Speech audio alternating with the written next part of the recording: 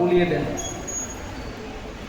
আমরা প্রত্যেকটা মানুষ স্বাধীনভাবে থাকতে চাই। স্বাধীনভাবে থাকা মানে আমরা মনে করি নিজের মনের মতো করে চলা। এখানে অনেক পার্থক্য। আমার মন প্রবৃত্তি দ্বারা আবদ্ধ হয়ে আছে, কাম, ক্রোধ, লোভ, মোহ, মায়া।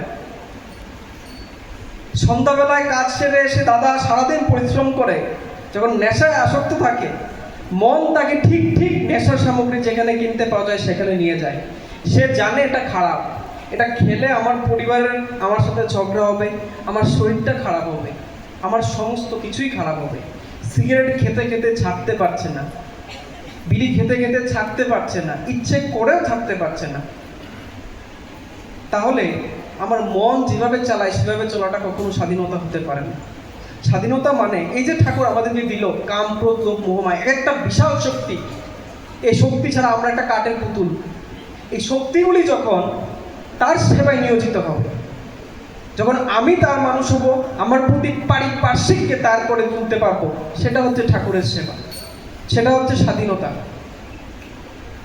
সেবা দিয়ে বলি, সেবকের সেবা যে করে তাকে সেবক বলে। সেবক মানে কি জানেন? বলার আগে যে কাজটা করিয়ে দেয়। ঠাকুর মুখ দিয়ে প্রকাশ করার আগে, আচার্যদের প্রকাশ করার আগে যে কাজটা বুঝে করে নেয়, সে প্রকৃত সেবক।